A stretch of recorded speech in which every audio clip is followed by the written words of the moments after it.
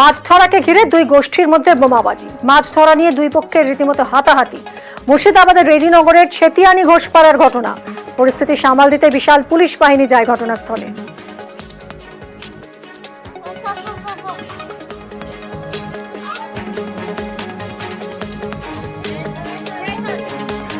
মাছ ধরাকে কেন্দ্র করে দুই গোষ্ঠীর মধ্যে ব্যাপক বোমাবাজি। মুর্শিদাবাদের রেজিনগর থানার ছেতিয়ানি ঘোষপাড়া এলাকায় ঘটেছে এই ঘটনা।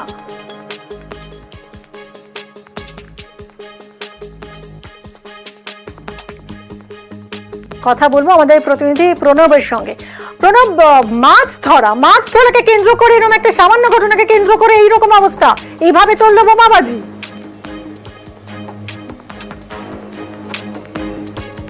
একদম তাই। দেখো, যে দাঁতপুর বিল রয়েছে সেই বিলে মৎস্যজীবীরা সাধারণত মৎস্য চাষ করে থাকে, তার মধ্যেই তোমার আরও অন্য একটি গোষ্ঠীর তারা মাছ ধরতে নামে। তাই নিয়ে গণ্ডগোলের জেরেই কিন্তু ব্যাপক বোমাবাজি হয়, বাড়ি ভাঙচুর হয় এবং একে কেন্দ্র করে যথেষ্টভাবে উত্তেজনা ছড়ায়। এবং দুটো গ্রুপ বলতে রেজিনগরের তৃণমূলেরই দুটো গ্রুপ রয়েছে। একটা হচ্ছে যে ব্লকের যে প্রাক্তন ব্লক সভাপতি আতাউরের গ্রুপ এবং একটা হচ্ছে বিধায়কের গ্রুপ। এই দুটো গ্রুপের মধ্যেই কিন্তু গণ্ডগোলের জেরে এই ঘটনা ঘটেছে এবং এই ঘটনায় বেশ কয়েকজন আহত হয়েছে এবং এক পক্ষ অন্য পক্ষের বাড়িতে ব্যাপকভাবে বোমাবাজি করে এবং তোমার লুটতরাজও করে, ভাঙচুর করে বলে অভিযোগ। এবং ঘটনাস্থলে রেজিনগর থানার পুলিশ আসে, বেশ কয়েকজনকে আটক করে। তারপরে কিন্তু পরিস্থিতির যথেষ্টভাবে উত্তেজনা ছড়িয়ে পড়ে এবং বেশ কয়েকজনকে আটক করার পর তাদেরকে জিজ্ঞাসাবাদ করা হচ্ছে এবং পুরো ঘটনায় কিন্তু গ্রামের মধ্যে উত্তেজনা থাকায় গ্রামের মধ্যে পুলিশি টহলদারিও চলছে। মিমি, ধন্যবাদ প্রণব। মাছ ধরতে গিয়ে কি হয়েছে, ধাক্কা ধাক্কি হয়েছে না কি হয়েছে, তারপরে মগরিবের সময় আচমকা বোম মারতে লাগে। কারা? এই আদালে আছে, কাচিরুল আছে, ওয়াব আছে, মোহাম্মদ সবকত। আপনারা কোন দল করেন? তৃণমূল তো, ওরাও তৃণমূল। নিজেদের মধ্যে গোষ্ঠীদ্বন্দ্ব? হ্যাঁ, আমি হচ্ছে হ্যান্ডিক্যাপ মানুষ, ওরাই বোম মেরে আমাকে এরকম হ্যান্ডিক্যাপ করে দিচ্ছে আর ওরাই আমার বাড়ির ছাতে বোম মারছে। আমি এখন বিচার চাই, পুলিশ আসেনি, পুলিশে বুঝছে আমাদের কিছু করার নাই। বিলে মাছ ধরাধারি কি হয়েছে আমরা জানি না, আমাদের বাড়ির বাপ ভাই কেউ যায়নি। সন্ধ্যাবেলা একবারে বোম গুলি মাস্কের ঝাবালি বাড়ির ভিতরে তাড়া করছে, বাড়িতে বোম মেরেছে দুটো, আমাদের ঘরে পর্যন্ত খুঁজে ফেলে। আমরা বাচ্চা আছি, রুহাব মেম্বার হয়ে এগুলো করাইছে, কুদু করাইছে। আমরা চাইছি এদের শাস্তি হোক, আমরা বাড়িতে টিকবো সেই ব্যবস্থা হোক। ফের কর্মবিরতিতে আলু ব্যবসায়ীরা। প্রগতিশীল আলু ব্যবসায়ী সমিতির কর্মবিরতির জেরে হিমঘর থেকে বন্ধ আলু সরবরাহ।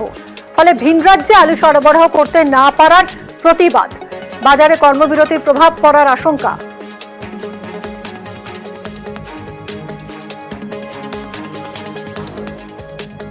কথা বলবো আমাদের প্রতিনিধি প্রিয়ব্রতর সঙ্গে। প্রিয়ব্রত, আবার কেন এই কর্মবিরতি, কি দাবি আলু সরবরাহকারীদের? দেখো, প্রগতিশীল আলু ব্যবসায়ী সমিতির যেটা দাবি যে অন্তর্রাজ্য যে পরিবহনের ক্ষেত্রে যে আলুর ব্যবসার ক্ষেত্রে যে সমস্যা দেখা দিয়েছিল গত এক মাস আগেও আমরা দেখেছি যে 5 দিনে ধর্মঘট গেছে আলু ব্যবসায়ী সমিতির এবং সেই কারণে আলুর দর বাড়তে শুরু করেছিল এবং বাজারের চাহিদা কমতে শুরু করেছিল এবং সেই দাবি নিয়েই তারা আবার কর্মবিরতি গিয়েছে। কেননা সরকারের পক্ষ থেকে এই প্রগতিশীল আলু ব্যবসায়ীর সঙ্গে যেভাবে আশ্বাস দেওয়া হয়েছিল যে হ্যাঁ, রাজ্যের যে উদ্বৃত্ত আলু, যেটা রাজ্যের প্রয়োজন সেই আলু রেখে পরে উদ্বৃত্ত আলু বাইরে পাচার করতে পারে বা বাইরে বিক্রি করতে পারে, সেই ক্ষেত্রে কিন্তু একটা সমস্যা দেখা দিয়েছে। এমনকি রাজ্যের ছাড়াও অন্তর জেলা মানে বাঁকুড়া থেকে পুরুলিয়ায় নিয়ে যেতে হলেও তাদেরকে সমস্যায় পড়তে হচ্ছে, পুলিশি হয়রানির সমস্যায় পড়তে হচ্ছে এবং সেই কারণেই তারা এই কর্মবিরতির ডাক দিয়েছে এবং এই কর্মবিরতি তারা অনির্দিষ্টকালের জন্য ডাক দিয়েছে। যদি এই আগামীকাল যে সরকারের পক্ষ থেকে একটি বৈঠক ডাকা হয়েছে, প্রগতিশীল আলু ব্যবসায়ী সমিতির সঙ্গে সরকারের পক্ষ বসবেন এবং যদি না সমস্যার সমাধান হয় সেক্ষেত্রে কিন্তু গত এক মাস আগে যেভাবে আলুর দর বাড়তে শুরু করেছিল, বাজারের চাহিদা কমতে শুরু করেছিল, প্রায় দ্বিগুণ দামে পৌঁছে গিয়েছিল, সেই ধরনের কিন্তু আবার পরিস্থিতি তৈরি হতে পারে যদি না কোনো রকম সমাধান সূত্র মিলে আগামী কালের বৈঠকে। মিমি, এর কি প্রভাব পড়তে শুরু করেছে বাজারে? দেখো ইতিমধ্যেই প্রভাব পড়তে শুরু করেছে। যে আলু চন্দ্রমুখী বা জ্যোতি আলু পাওয়া যাচ্ছিল 30 টাকা, কোনোটা 25 টাকা দামে, সেই দাম কিন্তু আজকেই কিছুটা হলেও ঊর্ধ্বমুখী হয়েছে। 35 টাকা 38 টাকা এই দামে পাওয়া যাচ্ছে বাঁকুড়া বাজারে আলু। এই আলুর দর আগামী কয়েকদিনের মধ্যে, যেখানে এই আলু ব্যবসায়ী সমিতি যেভাবে তারা ধর্মঘটের আওতায় রেখেছে যাতে আলু কোল্ড স্টোরে ঢুকছে না এবং কোল্ড স্টোর থেকে বাজারমুখী হচ্ছে না আলু, সেক্ষেত্রে কিন্তু দাম আগামী দিনগুলো আরও বাড়বে এবং চড়চড় করে বাড়তে শুরু করলে আগামী গত কয়েকদিনের আগে যে ঘটনা ঘটেছিল প্রায় ডবল হয়ে গেছিল দাম, সেই ধরনের পরিস্থিতি আবার তৈরি হতে পারে। মিমি, ধন্যবাদ। হঠাৎ করে এই মাঝপথে সরকার বলছেন না আলুটার দাম বেড়ে গেছে, বাইরে পাঠানো যাবে না। এখনো আমাদের স্টোরে যেটা মজুদ আছে সেটা কিন্তু রাজ্যের পর্যাপ্ত চাহিদা মিটিয়েও অতিরিক্ত থেকে যাবে, যেটা কিন্তু যদি বাইরে না যায় আলুটা আলটিমেটলি লোকসানে যেতে হবে। আমরা 48 ঘন্টা অপেক্ষা করেছি এবং অত্যন্ত দুঃখের সঙ্গে আমাদের জানাতে বাধ্য হচ্ছি যে আমরা আজকে ডিক্লেয়ার করতে বাধ্য হয়েছি যে আমাদের এই ছাড়া রাস্তা নেই। এটা আমাদের রুজি রুটি এবং আত্মসম্মানের প্রশ্ন আছে। আলু ব্যবসায়ীদের কর্মবিরতি নিয়ে আগামীকাল নবান্নে বৈঠক ডাকলেন মুখ্য সচিব। কর্মবিরতির জেরে বাজারে বন্ধ আলুর যোগান স্বাভাবিক রাখতে নবান্নে এই বৈঠকের ডাক। মুখ্য সচিব আগামীকাল নবান্নে বৈঠক ডেকেছেন যাতে আলু ব্যবসায়ীদের কর্মবিরতির জেরে আলুর যোগান বাজারে বন্ধ থাকায় এর যাতে প্রভাব না পড়ে সেজন্যই এই বৈঠক।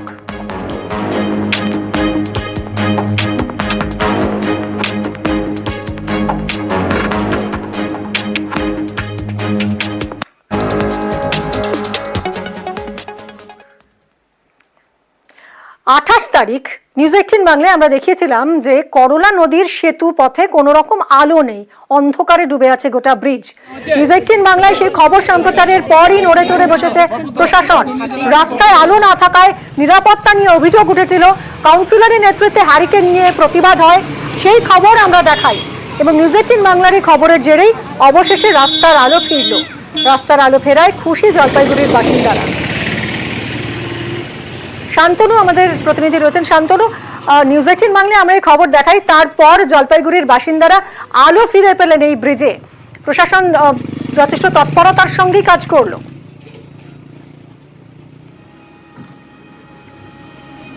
দেখো, দীর্ঘ প্রায় 6 মাস ধরে কিন্তু অন্ধকারে ঢাকা ছিল এই সেতু। জলপাইগুড়ির অত্যন্ত গুরুত্বপূর্ণ এই সেতু, যার সঙ্গে 25 এবং 26 নম্বর ওয়ার্ডের যেমন সংযোগ রয়েছে, পাশাপাশি 1 ও 2 নম্বর ওয়ার্ডের বাসিন্দারা এই সেতুপথ ধরেই কিন্তু যাতায়াত করেন।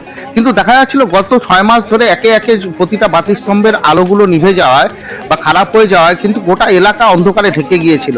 এই নিয়ে এলাকার মানুষের মধ্যে কিন্তু একটা অভিযোগও ছিল। স্থানীয় কাউন্সিলর থেকে শুরু করে পুরসভাকেও তারা জানিয়েছিলেন যে এই রাস্তা দিয়ে চলাচল তাদের পক্ষে অনেকটা আতঙ্কের হয়ে দাঁড়িয়েছে, কারণ চুরি ছিনতাইয়ের ঘটনা ঘটছে। এমনকি মহিলারা ইফটিচিং এর ভয়ে রাস্তা দিয়ে কিন্তু রাতে বেরোতে চাইতেন না, একা অন্তত মহিলারা এই রাস্তা দিয়ে যেতেন না, কারণ যে কোনো অপ্রীতিকর ঘটনা ঘটতে পারে এই আশঙ্কায়।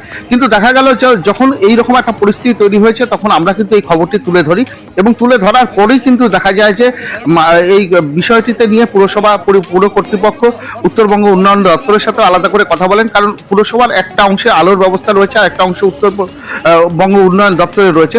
দুই দপ্তর মিলিতভাবে প্রয়াস করেই কিন্তু দেখা গেল খুব তাড়াতাড়ি এই আলোর ব্যবস্থা করেছেন। আর এই আলোর ব্যবস্থা হওয়াতে 2 ওয়ার্ডের যারা বাসিন্দা রয়েছেন তাদের যাতায়াতের ক্ষেত্রে বিরাট সুবিধা হয়েছে। বিশেষ করে এলাকার মহিলা যারা এতদিন যাতায়াত করতে পারছিলেন না, তারা স্বতঃস্ফূর্তভাবে যাতায়াত করছেন। তারা বলছেন যে এই আলোটা অত্যন্ত জরুরি ছিল, না হলে পরে তাদেরকে অনেকটা ঘুরপথে যাতায়াত করতে হতো। এই নিয়ে আন্দোলনও করেছেন তারা, হ্যারিকেন হাতে আন্দোলন করেছেন। তার পরবর্তীতে যখন খবর হয়েছে সেই সময় কিন্তু কার্যত বলা যেতে পারে টনক নড়েছে পুরসভার, এবং পুরসভার তরফে উদ্যোগ নেওয়ার পরেই উত্তরবঙ্গ উন্নয়ন দপ্তর এবং পুরসভা যৌথভাবেই কিন্তু আলোর ব্যবস্থা করেছে এবং গোটা এলাকা কিন্তু এখন আলোয় ঝলমলে। মানুষজন বিশেষ করে মহিলারা কিন্তু নিরাপদে যাতায়াত করছেন এবং মানুষজন বলেছেন যে এই আলোর ব্যবস্থা হওয়াতে তারা অনেকটাই নিরাপদ বোধ করছেন এবং নিরাপদে যাতায়াত করছেন। মিমি, ধন্যবাদ শান্তনু। পরিবর্তন তো একদমই আলাদা। আগে তো এই রাস্তাতে যেতেই ভয় লাগতো, আমরা সন্ধ্যার পরে এই রাস্তাটা অ্যাভয়েড করতাম। ভিন্নগর দিয়ে ঘুরেও গিয়েছি আমরা এইদিকে, কিন্তু এই রাস্তাতে যেতাম না, নিরাপদ বোধ করতাম না। লাইটটা হওয়াতে তো একদম নিশ্চিন্তে যাচ্ছি আমরা, অন্ধকার থেকে অনেকটা মুক্তি পেলাম আমরা। লাইট ছিল না, অন্ধকারে তো যাতায়াত করতে একটু অসুবিধা হতোই, বাচ্চা কাচ্চা নিয়ে সবাই। তারপরে টোটো ছিল, মানে টোটো ধাক্কা টাকা লাগবে এরকম একটা থাকেই।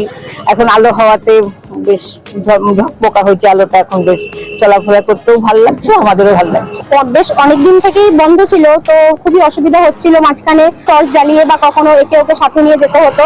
তো এখন লাইট এসছে, তো এখন ভালো হচ্ছে, মানে এখন আর অসুবিধাটা হচ্ছে না। এখন যখন দাঁড়িয়ে আছি তখন একটা স্বস্তির নিঃশ্বাস ফেলতে পারছি, এই কারণে যে মা বোনেরা অনেক বেশি সিকিউর ফিল করছে। এই রাস্তাটা অন্ধকারে ডুবেছিল, আপনারা জানেন। আমরা লণ্ঠন নিয়ে আন্দোলন করেছিলাম, রাস্তা অবরোধ করেছিলাম, আপনারা খবর করেছিলেন। আপনাদের এই ক্ষেত্রে আপনাদের যে ভূমিকা, সেটা সদর্থক ভূমিকা ছিল, এবং আজকে যে লাইট জ্বলছে তাতে আপনাদের একটা বিরাট ভূমিকা রয়েছে। তার জন্য আমি আপনাদের কৃতজ্ঞতা প্রকাশ করছি। বন দফতরের কুনকি হাতিকে রাখি পরিয়ে রাখি বন্ধন উৎসব পালন পরিবেশ প্রেমীদের। গরুমারা জাতীয় উদ্যানের মেদলা পিলখানায় হাতিকে রাখি পরানো হয়। অন্যান্য বারের মতো এবারেও গভীর জঙ্গলে পরিবেশ প্রেমীদের উপস্থিতিতে হাতি রক্ষার শপথ গ্রহণের মধ্য দিয়ে পালিত হলো এই বিশেষ দিন।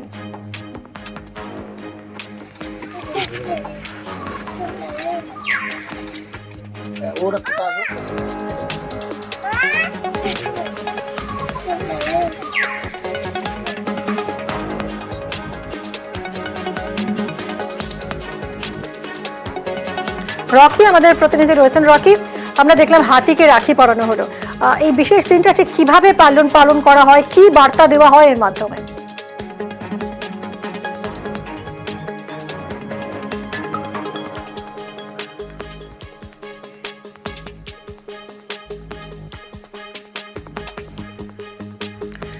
আমরা আবারও রকির সঙ্গে কথা বলবো, তবে এই মুহূর্তে যে ছবি আপনারা দেখছেন বন দপ্তরের পালন করলে তারা অন্যরকম ভাবে আজ সেখানে পৌঁছায় এবং সেখানে কিন্তু হাতিদেরকে তারা রাখি পরান এবং তারা শপথ গ্রহণ করেন যাতে হাতিদেরকে রক্ষা করা যায়। কারণ ডুয়ার্সে বিভিন্ন এলাকায় হাতি বারবার বনাঞ্চলের বাইরে চলে আসে এবং হাতি এবং মানুষের সংঘাত হয়, যার ফলে কখনো মানুষের ক্ষতি হয়, কখনো বা হাতির ক্ষতি হয়। সেক্ষেত্রে যাতে হাতিদের কোনো রকম ক্ষতি না হয় এবং পরিবেশের যেন ভারসাম্য বজায় রাখে, তারা হাতিদেরকে সুরক্ষা করার জন্য বারবার বিভিন্ন জায়গায় কিন্তু প্রচার চালাবেন বলে প্রতিজ্ঞাবদ্ধ হয় এবং সাধারণ মানুষের কাছে আর্জি জানিয়েছে বিভিন্ন জায়গায় যে হাতিদের উপরে অত্যাচার চলছে তার জন্য বন্ধ করা হয় এবং বন দপ্তরের পাশে থেকে তাদের জন্য সাহায্য করা হয়। এবং এই দিনকে তারা এভাবেই আজ পালন করলো এবং তারা চাইছেন প্রাণীকুলের মধ্যে যে সবচেয়ে বড় প্রাণী হাতি তার জন্য বেঁচে থাকে আর তাদের সুরক্ষার জন্য তারা ব্যবস্থা গ্রহণ করবে। মিমি, ধন্যবাদ রকি।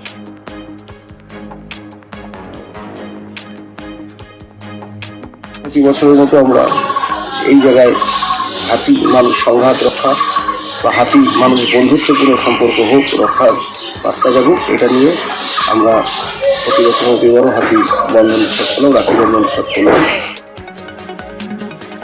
অন্যদিকে ম্যানগ্রোভ বাঁচানোর বার্তায় রাখি উৎসব। সুন্দরবনের চকপাটুলি উচ্চ বিদ্যালয়ের রাখি উৎসব। গাছে রাখি পরিয়ে ম্যানগ্রোভ বাঁচানোর বার্তা দিলেন ছাত্রীরা। ম্যানগ্রোভ থাকলে নদী বাঁধ রক্ষা পাবে, জলের হাত থেকেই রেহাই পাবে এলাকাবাসী। ম্যানগ্রোভ বাঁচাতে তাই অভিনব উদ্যোগ ছাত্রীদের।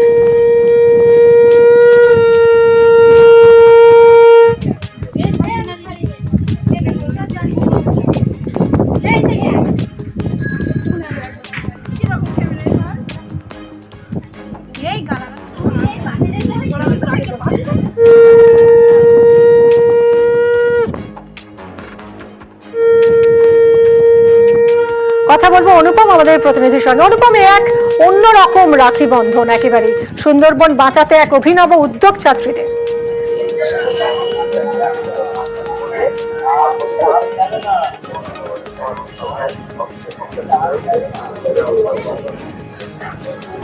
অনুপম, শুনতে পাচ্ছ আমার কথা?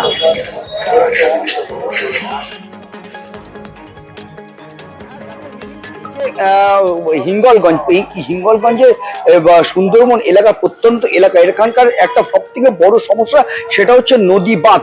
তার কারণ প্রতি বছরই নদী বাঁধ ভেঙে কিন্তু গ্রামের পর গ্রাম কিন্তু জলে প্লাবিত হয়ে যায় এবং এই নদী বাঁধকে একমাত্র বাঁচাতে পারে সেটা হচ্ছে ম্যানগ্রোভ। আর সেই ম্যানগ্রোভ বাঁচানোর জন্যই একদম ম্যানগ্রোভ বাঁচানোর জন্য কিন্তু যে চকপাটলি স্কুলের ছাত্রীরা আজকে সেই ম্যানগ্রোভকে মানে রাখি পরিয়ে ভাইয়ের আসনে বসালো এবং ম্যানগ্রোভ বাঁচানোর যে একটা বার্তা দিল, তাদের যেটা মূলত যেটা উদ্দেশ্য যে এই সুন্দরবন এলাকার হাসনাবাদ হিঙ্গলগঞ্জকে বাঁচাতে গেলে প্রধান হচ্ছে ম্যানগ্রোভ বাঁচাতে হবে, এবং ম্যানগ্রোভ বাঁচাতে গেলে প্রথম ম্যানগ্রোভ কাটা যাবে না এবং ম্যানগ্রোভ পুঁততে হবে এবং ম্যানগ্রোভকে রক্ষণাবেক্ষণ করতে হবে।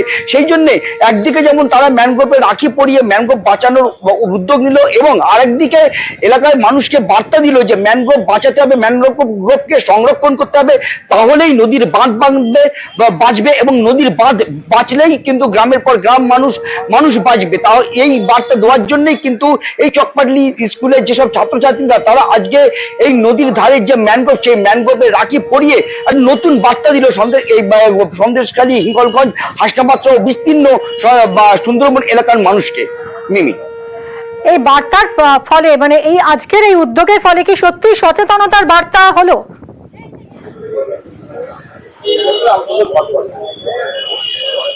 দেখো, সচেতনতার বার্তা হলো কিনা এটা সব থেকে খুব বড় প্রশ্ন। তার কারণ আমরা দেখেছি, তার মানে এই যে ইছামতি, কালিন্দী, রায়মঙ্গল নদীর পাশে যেসব সুন্দরবন লাগোয়া যেসব নদী, সেসব নদীর পাশে যেসব ম্যানগ্রোভ আছে সেসব ম্যানগ্রোভ কিন্তু কেটে ধ্বংস হয়ে যাচ্ছে। সেই সব ম্যানগ্রোভ কিন্তু গ্রামের তার মানে বিঘার পর বিঘা যেসব ম্যানগ্রোভ, সেসব ম্যানগ্রোভ কিন্তু কেটে নিয়ে চলে যাচ্ছে। এবং এই যে বার্তা ছাত্রছাত্রী থেকে স্কুল পড়ুয়া এবং সাধারণ মানুষ এবং যেসব মানুষ রয়েছে, গ্রামের মানুষ রয়েছে, তারা কিন্তু বছরের পর বছর এই ম্যানগ্রোভ বাঁচানোর জন্য কিন্তু বিভিন্ন রকমের প্রচার অভিযান তারা কিন্তু চালিয়ে যাচ্ছে। তারপরেও কিন্তু এই ম্যানগ্রোভ কাটা কিন্তু বন্ধ হচ্ছে না। যদিও আজকে ছাত্রছাত্রীরা আজকে রাখি বন্ধনের মাধ্যমে আবার কিন্তু একটা ম্যানগ্রোভ বাঁচানোর উদ্যোগ নিয়েছে এবং প্রচার নিয়েছে। এরপরে দেখা যাক যে মানুষের মধ্যে কতটা সচেতনতা আসে, সেটা কিন্তু একটা বড় বিষয়, দেখার বিষয়। ধন্যবাদ অনুপম।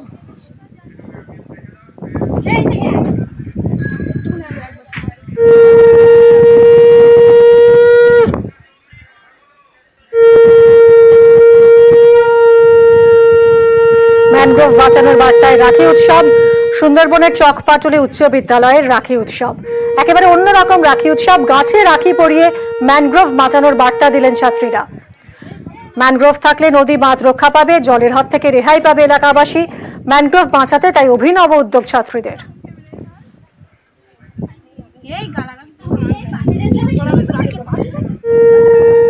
ম্যানগ্রোভ উদ্ভিদকে রাখি পরালাম, ম্যানগ্রোভ বাঁচলে সুন্দরবন বাঁচবে, তাই ম্যানগ্রোভকে রাখি পরিয়ে আমরা সুন্দরবন বাঁচানোর ডাক দিই।